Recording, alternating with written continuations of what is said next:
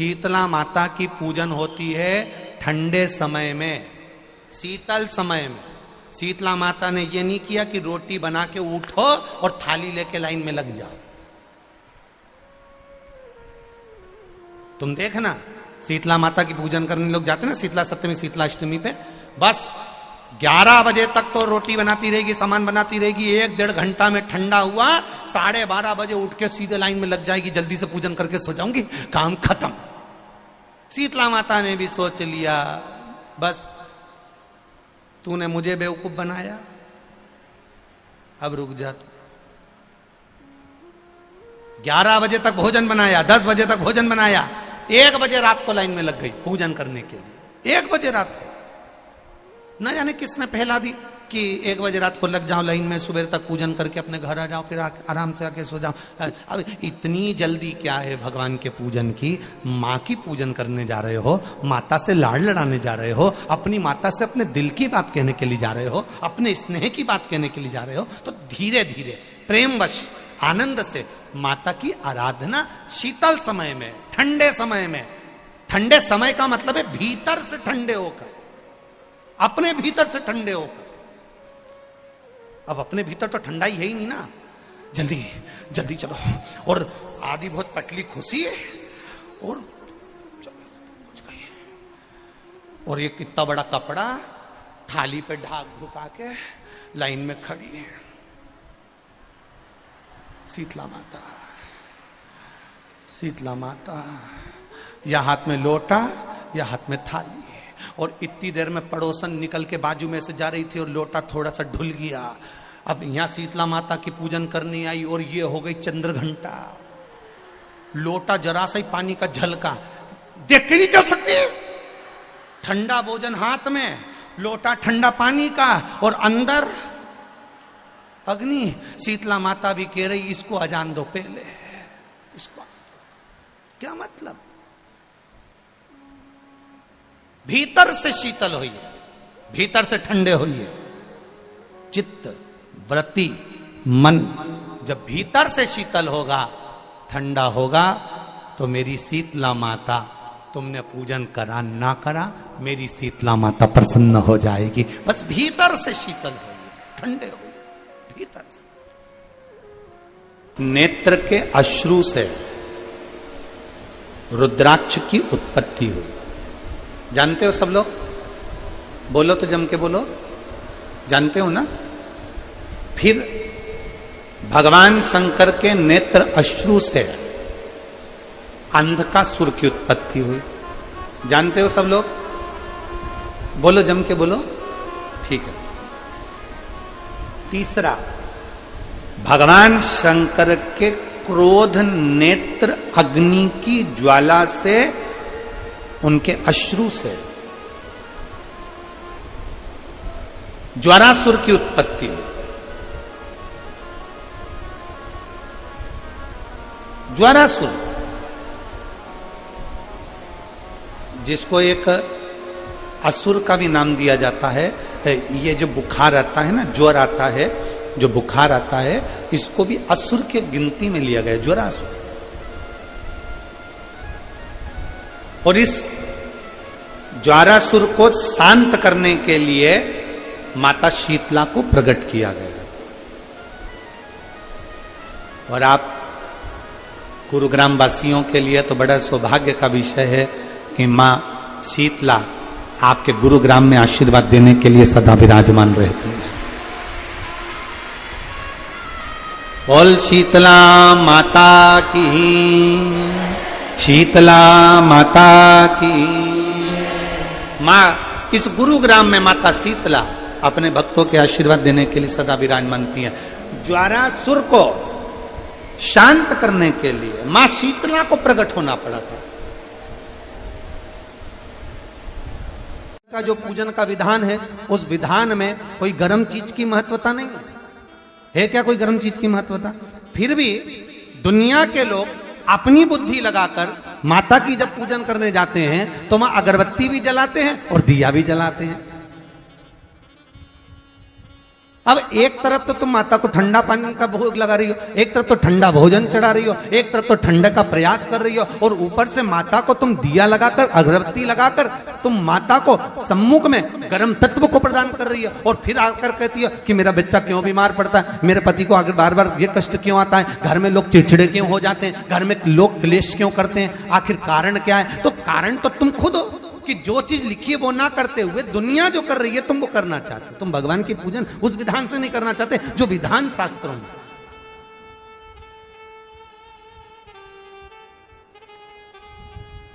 जो शास्त्रार्थ विधान कहता है। महाराज, शीतला माता की पूजन में कहीं ऐसा लिखा है कि तुम दिया लगाना, अगरबत्ती लगाना? शीतला माता की पूजन में लिखा है एक लोटा पानी लेना, उस जल में पुष्प आदि लेकर माता को ठंडा भोजन का सुंदर भाव से माता का स्नान कराकर पूजन करना, अर्चना करना, कुंकू चावल रोली मोली जो चढ़ा सकते हो, चुनड़ी वस्त्र आदि जो चढ़ाना हो चढ़ाओ, पर यह नहीं लिखा कि तुम दिया भी लगाना कि अगरबत्ती भी लगाना, क्योंकि गर्म तत्व वहां चाहिए माता, वो शीतल है, शीतला। और अगर तुम दिया लगा भी रहे हो, मान लो दिया अगर तुम लगा भी रहे हो तो उसके सम्मुख ना लगे, उससे दूर, बहुत दूर। लोग कथा में श्रवण करे हैं पूर्व में, हनुमान गतिमान रतिमान मतिमान वर्तिमान, ऐसे हनुमान जी के कई भाई हुए, कई भाई हनुमान जी के हुए। और हमने पहले भी कहा है, जिसकी फैक्ट्री ना चलती हो, बहुत दुकान ना चलती हो, तो हनुमान जी के पांव का थोड़ा सा सिंदूर लेकर, यदि उस सिंदूर को किसी भी फैक्ट्री या दुकान में हनुमान जी के छोटे भाई गतिमान के नाम से अगर एक बिंदी भी सिंदूर की रख दी जाती है, तो वो दुकान और फैक्ट्री भी झड़के से चलना प्रारंभ हो जाती है। गतिमान हनुमान जी के छोटे भाई, एक हनुमान जी के छोटे भाई हैं मतिमान। जब व्यक्ति डिप्रेशन में जाता है, एकाग्र चित्त नहीं रह पाता है, पढ़ने बैठता है पर एकदम मन नहीं लग पाता है, तो मतिमान का स्मरण किया जाता है, हनुमान जी के तीसरे नंबर के भाई का, मतिमान। और कहते हैं एक दुर्वा यदि मतिमान के नाम से शंकर भगवान की शिवलिंग पर चढ़ा दी जाए और उसी दुर्वा को वापिस लेकर आया जाए, अंधेरा होने से पहले, सूर्य अस्त होने के पहले, शाम के प्रदोष के पहले यदि उस दुर्वा को उस व्यक्ति को चबा चबा कर खिला दो, तो डिप्रेस हो रहा है, डिप्रेशन में है, चिंता में है, टेंशन में है, और उसका विवेक काम नहीं कर रहा, बुद्धि स्थिर नहीं हो पा रही है, या पढ़ने में मन नहीं लग पा रहा है, तो उसको आप एक दुर्वा मतिमान, हनुमान जी के तीसरे नंबर के भाई मतिमान के नाम से अगर खिला देते हैं, तो उसकी बुद्धि केंद्रित होना प्रारंभ हो जाती है और वो डिप्रेस से हटना प्रारंभ हो जाता है, मन स्थिर होने लगता है। मतिमान।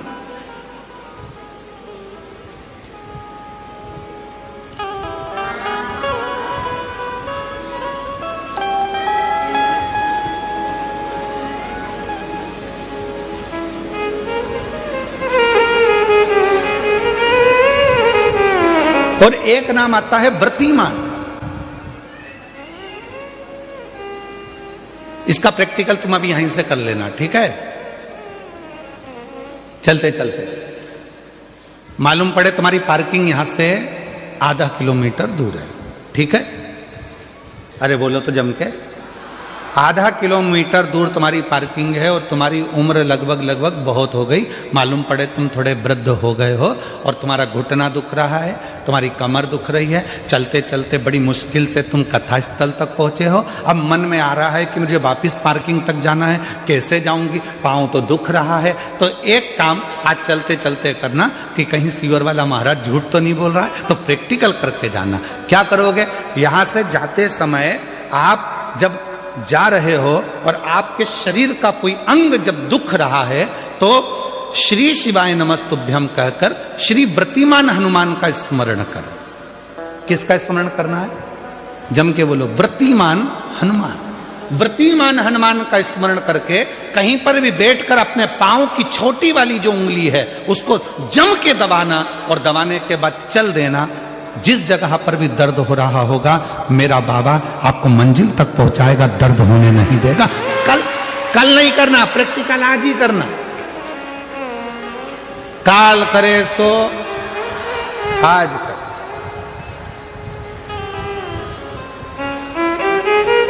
व्रतिमान आज करेंगे गुरुजी, 3 महीने में फर्क दिखेगा। तुम तो आज की आज का बताओ ना कि आज की आज में फल कैसे मिले। तुम तो बिल्कुल तैयारी में बैठो। जाते जाते व्रतिमान हनुमान भगवान श्री शिवाय नमस्तुभ्यम का स्मरण कर कर एक ऊर्जा के साथ, ताजगी के साथ चलते जाओ। शिव थोड़ा बहुत नहीं देते, मेरे भगवान देते हैं छप्पर फाड़ कर। बेल पत्र के पत्र को तोड़ने से पहले एक नियम है कि बेल पत्र के पत्र को वृक्ष से जब तोड़ा जाता है तो सबसे पहले उसको मंत्र दिया जाता है। क्या कहा जाता है? ओम नमः शिवाय। बेल पत्र के पत्र को पेड़ पे से जब तोड़ा जाता है तो ओम नमः शिवाय का नाद किया जाता है। और बेलपत्र के पत्र में, इसमें तो वो नहीं है गूठी, बेलपत्र का जब पत्ता टूटता है तो यहाँ एक गूठी आ जाती है। देखा है आप लोगों ने? जम के तो बोलो, देखा है? तो बेलपत्र के पत्र में जो गूठी होती है उसको भी जब तोड़ा जाता है, उस गूठी को जब अलग किया जाता है तब भी शिव मंत्र उसको दिया जाता है। ओम नमः शिवाय, ओम नमः शिवाय, ओम नमः शिवाय। वृक्ष पे से पत्ते को तोड़ा तो मंत्र दिया, गूठी को तोड़ा तो मंत्र दिया, और बेलपत्र के पत्ते को जब तोड़ा जाता है, मंत्र पत्ते को तोड़ने से पहले मंत्र प्रदान किया जाता है, और जब तोड़ा जाता है तो कहा जाता है, हे माँ पार्वती, हे माँ गोरा, चलो तुम्हें शिवजी ने बुलाया है मेरे कल्याण के लिए। माँ आपको शंकर जी ने याद किया है, मेरे ऊपर बहुत दुख है माँ, कल्याण करिए, चलिए मेरे दुख को समाप्त करिए, निमंत्रण दो।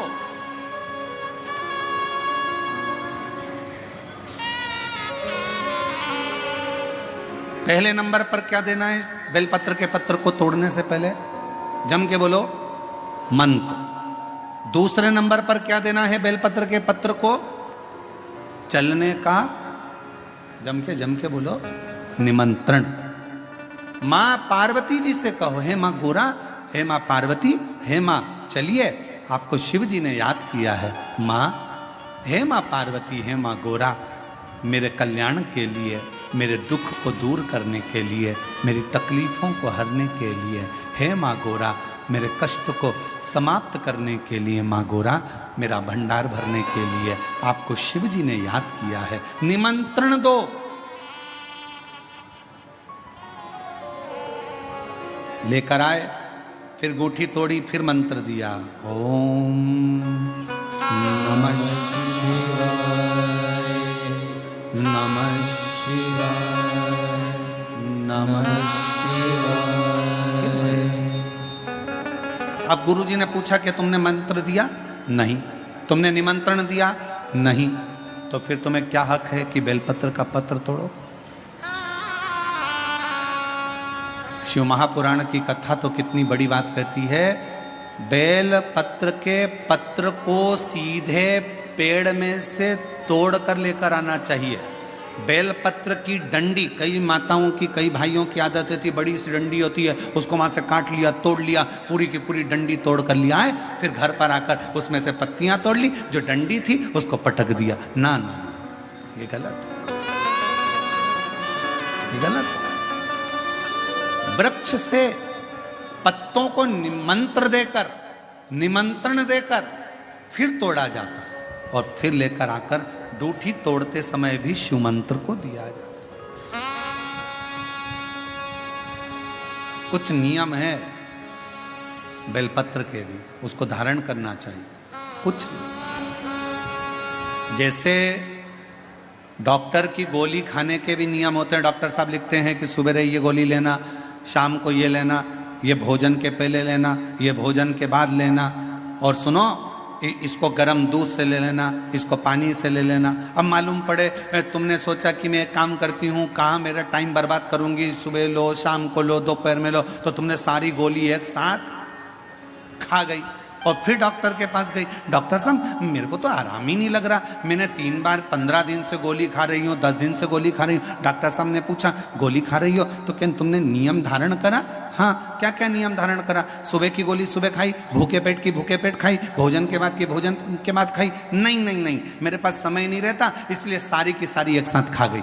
डॉक्टर ने कहा इसीलिए तो दवाई असर नहीं कर रही है। दवाई खाने का भी तरीका होता है। आवाज सेट नहीं है भाई। दवाई खाने का भी तरीका होता है। दवाई को खाने का भी एक तरीका है। उस दवाई को खाओगे, आनंद पाओगे, स्वस्थ हो जाओगे, रोग मुक्त हो जाएगा।